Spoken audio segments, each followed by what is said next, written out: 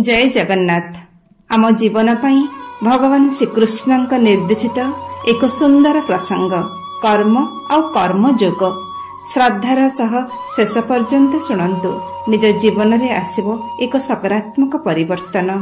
अनेक लोक कही थांती मु कर्म करुछि, मोर कर्म रे विश्वास अछि, कर्म हेउछि भगवान, सेथिपाई मु कर्म रे लागि रहिछि। भगवानंकर पूजा पाठ एवं अन्य काहारी चिंता करिबारे मोर किछि नाही।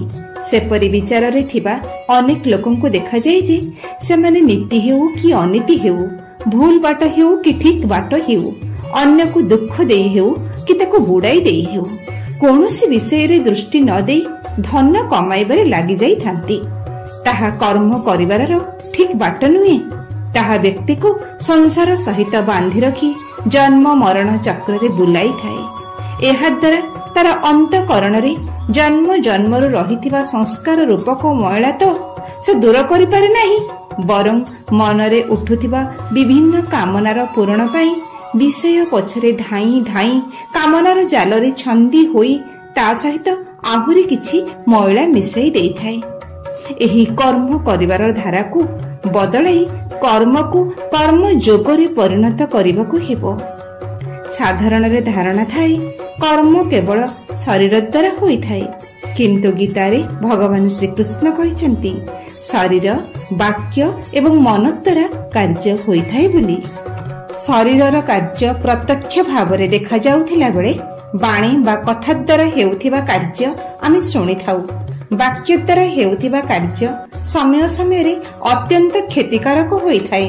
कथार अछि जे अस्त्र द्वारा सृष्टि होइतिबा घा किछि दिन पर सुखी जाई पारे, किंतु कटु वाणी द्वारा मनरे सृष्टि होइतिबा क्षत केबे भी सुखी पारे नाही।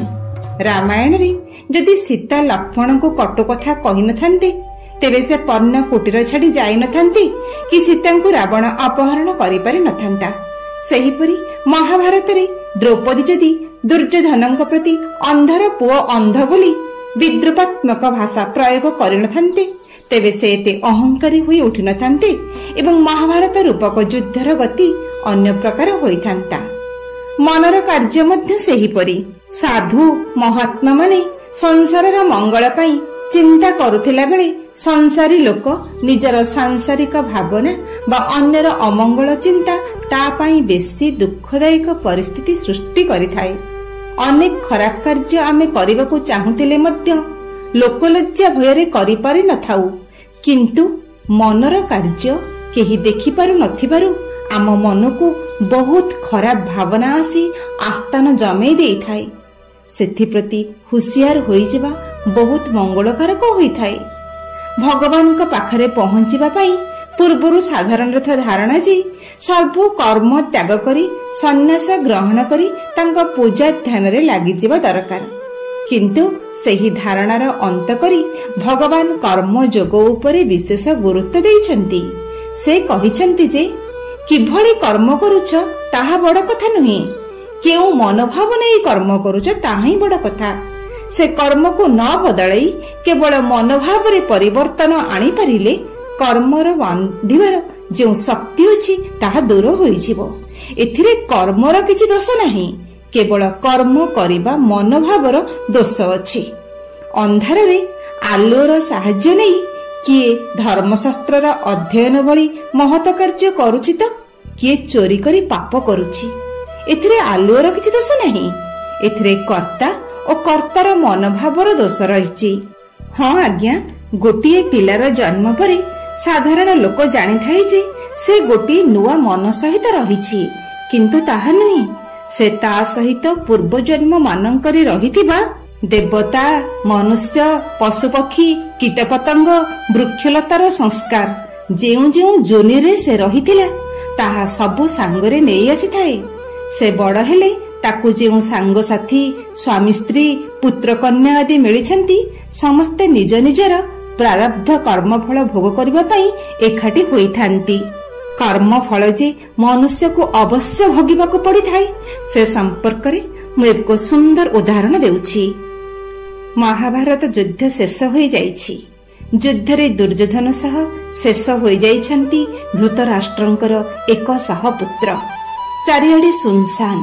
ହସ୍ତିନ ରାଜପ୍ରସାଦ ସ୍ୱାମୀହେରା ରମଣୀ ମାନଙ୍କର କରୁଣ କ୍ରନ୍ଦନରେ ଫାଟି ପଡୁଛି। କଣ ହେଲା ଭାବି ଦୁଃଖରେ ମ୍ରିୟମାଣ ହୋଇପଡିଛନ୍ତି ଗାନ୍ଧାରୀ ଆଉ ମହାରାଜ ଧୃତରାଷ୍ଟ୍ର।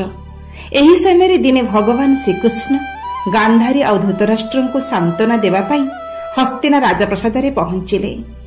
ସେ ଯେତେବେଳେ ସେହି ଶୋକରେ ଗଭୀର ଆଘାତ ପାଇଥିବା ଧୃତରାଷ୍ଟ୍ର ଓ ଗାନ୍ଧାରୀଙ୍କ ସହ କିଛି ସମୟ କଟାଇ ଯିବାକୁ ବାହାରୁଛନ୍ତି, ସେହି ସମୟରେ ବିନୟଭରା କଣ୍ଠରେ ରାଜା ଧୃତରାଷ୍ଟ୍ର ପଚାରୁଛନ୍ତି, ହେ ସର୍ବ ଅନ୍ତର୍ଯ୍ୟାମୀ, ହେ ନାରାୟଣ, ହେ ବାସୁଦେବ, ମୁଁ ଜାଣେ ମୋ ଜୀବନରେ ଯାହା ସବୁ ଘଟିଗଲା ଆପଣ ସେସବୁ ବିଷୟରେ ସବୁକିଛି ଜାଣନ୍ତି। ହେ କୃଷ୍ଣ, କୁହନ୍ତୁ କେଉଁଥିପାଇଁ ଆମେ ଏପରି ଜୀବନ ପାଇଛୁ? ଏ ସଂସାରରେ ବୋଧହୁଏ ଆମ ପରି ଦୁର୍ବିସହ ଜୀବନ ଆଉ କାହାର ନଥିବ। ଆଜି ମୁଁ ନିଃସ୍ୱ, ନିୟତି ମୋ ପାଖରୁ ଆଜି ସବୁକିଛି ଛଡାଇ ନେଇଛି। ଏପରି କହି ଧୃତରାଷ୍ଟ୍ର ଅତି ଦୀନ ଭାବରେ କୃଷ୍ଣଙ୍କ ଚରଣ କମଳେ ଲୋଟି ପଡି ଜଣେ ନିର୍ବୋଧ ଶିଶୁ ପରି କ୍ରନ୍ଦନ କରିବାକୁ ଲାଗିଲେ। ତାଙ୍କୁ ଧୈର୍ଯ୍ୟ ଦେଇ କୃଷ୍ଣ ତୋଳି ଧରିବା ବେଳେ ଧୃତରାଷ୍ଟ୍ର ପୁଣି ପଚାରିଲେ, ହେ କୃଷ୍ଣ, ଜୀବନର ସାୟଂକାଳରେ ମୁଁ ଆପଣଙ୍କୁ କେବେ ନ ପଚାରିଥିବା ଗୋଟିଏ କଥା ପଚାରୁଛି। ଆଶା କରେ ଆପଣ ତାର ଠିକ୍ ଉତ୍ତର ଦେଇ ମୋର ସନ୍ଦେହ ଦୂର କରିବେ। ଏହା କହି ଧୃତରାଷ୍ଟ୍ର ପଚାରିଲେ, ହେ ବାସୁଦେବ, ବର୍ତ୍ତମାନ ମୋତେ କୁହନ୍ତୁ କେଉଁଥିପାଇଁ ମୁଁ ଜନ୍ମରୁ ଅନ୍ଧ ହୋଇ ଜନ୍ମ ହୋଇଛି? କେଉଁଥିପାଇଁ ମୁଁ ଆଜି ଏ ବୃଦ୍ଧ ବୟସରେ 100 ପୁତ୍ରଙ୍କ ପାଇଁ ମୋତେ ଏ ଦୁର୍ବିସହ ଶୋକ ଭୋଗ କରିବା ପାଇଁ ପଡ଼ିଲା? କାହିଁକି ମୁଁ ଆଉ ଗାନ୍ଧାରୀ ଜୀବନ ସାରା ଏପରି ସଂଘର୍ଷ ଓ ଦୁଃଖ ମଧ୍ୟରେ ସନ୍ତୁଳିତ ହେଉଥିଲୁ? ଧୃତରାଷ୍ଟ୍ରଙ୍କର ଶ୍ରୀକୃଷ୍ଣଙ୍କୁ ଏ ପ୍ରଶ୍ନ ପାଖରେ ଛିଡା ହୋଇ ଶୁଣୁଥାନ୍ତି ଯଶସ୍ୱିନୀ ଗାନ୍ଧାରୀ। ରାଜା ଧୃତରାଷ୍ଟ୍ରଙ୍କର ପ୍ରଶ୍ନ ଶୁଣି ଶ୍ରୀକୃଷ୍ଣ ମୃଦୁ ମୃଦୁ ହସି କହିଲେ, ହେ କୁରୁଶ୍ରେଷ୍ଠ, ଏ ସାରା ସଂସାର ବାନ୍ଧି ହୋଇ ରହିଛି କର୍ମରେ। ମନୁଷ୍ୟକୁ ତା କୃତକର୍ମର ଫଳ ଇହ ଓ ପରଜନ୍ମରେ ଭୋଗ କରିବାକୁ ପଡ଼ିଥାଏ। ତୁମକୁ ଏବେ ଯାହା ଭୋଗ କରିବାକୁ ପଡୁଛି ତାହା ତୁମ କୃତକର୍ମର ଫଳ। ତୁମର ମନେ ନାହିଁ, କିନ୍ତୁ ମୋର ସ୍ପଷ୍ଟ ମନେ ଅଛି। ତୁମେ ଏହା ଭିତରେ ବହୁ ଜନ୍ମ ବ୍ୟତୀତ ହୋଇସାରିଛି। ତେବେ ଶୁଣ ତୁମର କୃତକର୍ମ ବିଷୟରେ। ତୁମେ ଗୋଟିଏ ଜନ୍ମରେ ଜଣେ ଖୁବ୍ ନିଷ୍ଠୁର ରାଜା ଥିଲ। ଥରେ ତୁମେ ମୃଗୟା ବିନୋଦରେ ଯାଇ ଏକ ପୁଷ୍କରିଣୀ କୂଳରେ ପହଞ୍ଚିଲ। ପଦ୍ମ ପୁଷ୍ପ ଭରା ସେହି ସୁନ୍ଦର ପୁଷ୍କରିଣୀରେ ହଂସିନୀଟିଏ ତାର 100 ଛୁଆଙ୍କୁ ଘେନି ଆନନ୍ଦରେ କ୍ରୀଡ଼ା କରୁଥାଏ। ତାଙ୍କ କ୍ରୀଡ଼ାରୁ ଆନନ୍ଦ ଦେବା ପରିବର୍ତ୍ତେ ତୁମେ କଣ କଲ? ଅତି ନିର୍ଦ୍ଦୟ ଭାବରେ ସେହି ମା ହଂସଟିର ଚକ୍ଷୁକୁ ଶରବିଦ୍ଧ କରି ଫୁଟାଇ ଦେଲ। ତୁମ କୌତୁକ ସେତିକିରେ ମେଣ୍ଟିଲା ନାହିଁ। ତୁମେ ପୁଣି ଜଣ ଜଣ କରି ମା ହଂସ ଆଗରେ ତାର ଛୁଆ ଗୁଡାକ ମରି ପକେଇଲ। ନିଜ ଆଗରେ ଛୁଆମାନଙ୍କର ମୃତ୍ୟୁକୁ ଦେଖି ହଂସିଟିକୁ ଅତି ଦୁଃଖରେ ପ୍ରାଣତ୍ୟାଗ କଲା। ତୁମେ ସିନା ଖୁବ୍ ଆନନ୍ଦ ଲାଭ କଲ, ମାତ୍ର ନିୟତି ତା ପୁସ୍ତକରେ ତୁମର ସେହି କ୍ରୂର କୃତ୍ୟକୁ ଲେଖି ରଖିଲା। ସେହି କ୍ରୂର କର୍ମର ଫଳ ତୁମକୁ ଗୋଟିଏ ଜନ୍ମରେ ଭୋଗ କରିବାକୁ ପଡ଼ିବ।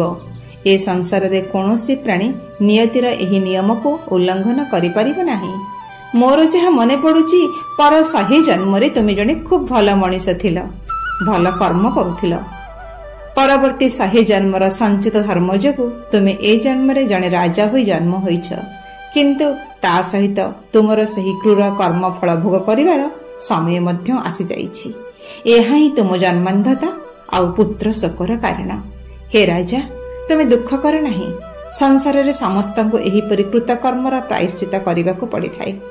କାହାର ସାମର୍ଥ୍ୟ ନାହିଁ କର୍ମର ଗତିକୁ ପ୍ରତିରୋଧ କରିବା ପାଇଁ। ଏଣୁ କୁହାଯାଇଛି, କର୍ମ କରିଣ ଫଳ ପାଇ ପ୍ରାଣିତା ଅବଶ୍ୟ ଭୁଞ୍ଜଇ। ପୁଣି କର୍ମ ଯୋଗ ସମ୍ପର୍କରେ ବୁଝାଇବାକୁ ଯାଇ ଭଗବାନ ଗୀତାରେ କହିଛନ୍ତି, କର୍ମରେ କୌଶଳ ହେଉଛି ଯୋଗ, ଅର୍ଥାତ୍ କୌଶଳତାର ସହ କାମ କରିବା। ସେତେବେଳେ ବ୍ୟକ୍ତି ଯେଉଁ କାର୍ଯ୍ୟ କରିବ ତାହା ଅତ୍ୟନ୍ତ ସାବଧାନତାର ସହିତ ହେବା ସାଙ୍ଗରେ ତାହା ସାଧନାରେ ପରିଣତ ହୋଇଯିବ। ସେତେବେଳେ ପାଦ ରଖିବ କିନ୍ତୁ ଖସିଯିବାର ସମ୍ଭାବନା ନଥିବ। କଥା କହିବ କିନ୍ତୁ ସେଥିରେ ରାଗିବାର କିମ୍ବା ବିରକ୍ତି ପ୍ରକାଶର ଭାବ ନଥିବ। ଛୁଇଁବ କିନ୍ତୁ ଛୁଇଁବା ଜିନିଷର କିଛି କ୍ଷତି ହେବ ନାହିଁ। ଏସବୁ ହେଉଛି କର୍ମରେ କୁଶଳତା। ପୁଣି ଗୀତା ଆମକୁ ସବୁ କର୍ମ ଯଜ୍ଞ ଭାବନାରେ କରିବାକୁ କହିଛି। ଅର୍ଥାତ୍ ସବୁ କର୍ମକୁ କଲାବେଳେ ଯଜ୍ଞ ଭାବନା ଜଗତର ମଙ୍ଗଳ ଲକ୍ଷ୍ୟ। ଯଜ୍ଞ ଦ୍ୱାରା ହିଁ ଏ ସଂସାର ତିଷ୍ଠି ରହିଛି। ସବୁଠାରେ ପରିପୂର୍ଣ୍ଣ ବ୍ରହ୍ମ ଏହି ଯଜ୍ଞ ରୂପରେ କର୍ମରେ ହିଁ ପ୍ରତିଷ୍ଠିତ ହୋଇ ରହିଛନ୍ତି। ତସ୍ମାତ୍ ସର୍ବଗତଂ ବ୍ରହ୍ମ ନିତ୍ୟଂ ଯଜ୍ଞେ ପ୍ରତିଷ୍ଠିତମ୍। ଯଜ୍ଞ ମନୋଭାବରେ କାର୍ଯ୍ୟ କରିବା ଦ୍ୱାରା ବ୍ୟକ୍ତି ଭଗବାନଙ୍କ ପାଖକୁ ଚାଲି ଯାଇଥାଏ। ପରମେଶ୍ୱରଙ୍କର ପ୍ରତିନିଧି ହିସାବରେ ସୂର୍ଯ୍ୟ ଅନବରତ ଉତ୍ତାପ ଆଉ ଆଲୋକ ଦେଇ ଏ ସଂସାରକୁ ବଞ୍ଚାଇ ରଖିଛି। ପବନ ମଧ୍ୟ ସେହିପରି ପ୍ରାଣୀ ଏବଂ ଅନ୍ୟମାନଙ୍କର ବଞ୍ଚିବାର କାରଣ ହୋଇ ରହିଛି। ଜଳ ନିଜକୁ ଉତ୍ସର୍ଗ କରି ଆକାଶରେ ମେଘର ସୃଷ୍ଟି କରୁଛି। ମେଘ ନିଜକୁ ଉତ୍ସର୍ଗ କରି ଜଳ ରୂପରେ ପୃଥିବୀ ପୃଷ୍ଠରେ ଅବତରଣ କରି ନଦୀ ପୁଷ୍କରିଣୀ ଆଦିରେ ଜଳ ଭରିଦେବା ସହିତ ସଂସାରର ପ୍ରାଣୀ ଏବଂ ବୃକ୍ଷଲତାଙ୍କର ଜୀବନ ବଞ୍ଚାଇବାରେ ନିଜକୁ ଉତ୍ସର୍ଗ କରିଛି। ମାଟି ନିଜର ଜୀବନ ଶକ୍ତିକୁ ଉତ୍ସର୍ଗ କରି ତା ଉପରେ ବୃକ୍ଷଲତା ଆଦିଙ୍କୁ ବଢିବାକୁ ଦେବା ସହିତ ଜୀବଜଗତକୁ ଧାରଣ କରି ରହିଛି। ଏମାନେ ସମସ୍ତେ ନିଜ ନିଜକୁ ଉତ୍ସର୍ଗ କରି ଯଜ୍ଞ ରୂପକ କର୍ମ ଦ୍ୱାରା ସଂସାରକୁ ଧାରଣ କରି ରଖିଛନ୍ତି। ଗାଈ ବଳଦ ଆଦି ପଶୁ ଏବଂ ଅନ୍ୟ କେତେକ ଜୀବଜନ୍ତୁ ମନୁଷ୍ୟର ପୋଷା ମାନିବା ସହିତ ସେମାନଙ୍କୁ ବଞ୍ଚିବାରେ ସାହାଯ୍ୟ କରୁଛନ୍ତି। ଏହାକୁ ସେମାନଙ୍କର ମନୁଷ୍ୟମାନଙ୍କ ପ୍ରତି ଯଜ୍ଞ ମନୋଭାବ ବୋଲି ଧରାଯାଇପାରେ। ମନୁଷ୍ୟ ମଧ୍ୟ ସେହିପରି ଅନ୍ୟ ସବୁ ଜୀବଜନ୍ତୁଙ୍କ ପ୍ରତି ଯଜ୍ଞ ମନୋଭାବ ନେଇ ବଞ୍ଚି ରହିବା ଦରକାର। ସେ ସ୍ୱାର୍ଥପର ଭାବରେ କେବଳ ନିଜର ବଞ୍ଚିବା କଥା ଚିନ୍ତା ନ କରି ସବୁ ଜୀବଜନ୍ତୁଙ୍କର ମଙ୍ଗଳ ଉଦ୍ଦେଶ୍ୟରେ ଯଜ୍ଞ ଭାବନାରେ କାର୍ଯ୍ୟ କରିଯିବା ଦରକାର। ଯେଉଁ ବ୍ୟକ୍ତି ସଂସାରରୁ ପାଇଥିବା ତାର ସବୁକିଛି ଅନ୍ୟ କାହାର ମଙ୍ଗଳ ଉଦ୍ଦେଶ୍ୟରେ ନ ଲଗାଇ କେବଳ ନିଜର ସ୍ୱାର୍ଥ ସିଦ୍ଧିରେ ଲଗାଇଥାଏ, ସେ ନିଜର ବହୁତ କ୍ଷତି କରିଥାଏ। ସେ ଜଣେ ଚୋର, ସେ ପାପ ଖାଇଥାଏ ଏବଂ ତାର ଜୀବନ ଧାରଣ ବୃଥା। ଭଗବାନ ଏକଥା ନିଜେ କହିଛନ୍ତି, ମୋଘଂ ପାର୍ଥ ସଜୀବତି। ସେଥିପାଇଁ ମନୁଷ୍ୟ ନିଜ ଜୀବନର ଲକ୍ଷ୍ୟ ପୂରଣ କରିବା ପାଇଁ ସର୍ବ ଦୁଃଖ ନିବୃତ୍ତି, ପରମାନନ୍ଦ ପ୍ରାପ୍ତି ଏବଂ ନିତ୍ୟ ତୃପ୍ତି ପାଇଁ ସବୁ ନୀତିଶାସ୍ତ୍ର, ନୈତିକ ଜୀବନର ମୂଳ ରୂପରେ ପ୍ରକାଶ କରୁଥିବା ବଚନ, ପରୋପକାର ପୁଣ୍ୟାୟ ପାପାୟ ପରପୀଡ଼ନମ୍ ର ପାଳନ କରିଯିବା ଦରକାର। ତେଣୁ ସବୁ ଲୋକ ନିଜ ମନୋଭାବରେ ପରିବର୍ତ୍ତନ ଆଣି ତାଙ୍କ କର୍ମକୁ ଯଜ୍ଞରେ ପରିଣତ କରିଦେଇ ପାରିବେ। ଏହା ହିଁ ହେଉଛି ପ୍ରକୃତରେ କର୍ମଯୋଗ। ସେଥିପାଇଁ ଅଭିମାନ ଶୂନ୍ୟ ହୋଇ ମୁଁ କାମ କରୁଛି ଏହି ଧାରଣା ମନକୁ ନ ଆଣି କର୍ମ ହେଉଛି ଭଗବାନଙ୍କର, ମୁଁ ନିମିତ୍ତ ମାତ୍ର, ଏହି ଭାବନାରେ କାମ କରିବାକୁ ହେବ। ସଂସାରରେ ଆମକୁ ଯେଉଁ ଧନ ସମ୍ପତ୍ତି ଘର ପରିବାର ଆଦି ମିଳିଛି ବା ଯେଉଁ ପରିସ୍ଥିତି ବା ଘଟଣା ଆମ ପାଖକୁ ଆସୁଛି ସେ ସବୁର ବ୍ୟବହାର କରିବାରେ କିଛି ଅସୁବିଧା ନାହିଁ, କିନ୍ତୁ ସେଥିରେ ଆସକ୍ତ ହୋଇପଡ଼ିବା ଠିକ୍ ନୁହେଁ। କାର୍ଯ୍ୟରେ ସଫଳତା ମିଳୁ କି ଅସଫଳତା ମିଳୁ, ମନରେ ସବୁବେଳେ ସମତାର ଭାବ ବଜାୟ ରଖିବାକୁ ହେବ। ସ୍ୱାର୍ଥ ରହିତ ହୋଇ ସମସ୍ତ କର୍ମର ଫଳ ଭଗବାନଙ୍କୁ ଅର୍ପଣ କରିଦେବାକୁ ହେବ। ଅର୍ଥାତ୍ ସବୁ କର୍ମରେ ସାକ୍ଷୀ ଭାବ ରଖି କର୍ମର ଫଳ ଭଗବାନଙ୍କ ଉପରେ ଛାଡ଼ିଦେଲେ ତାହା ହିଁ କର୍ମଯୋଗ ହେବ। ଜୟ ଜଗନ୍ନାଥ।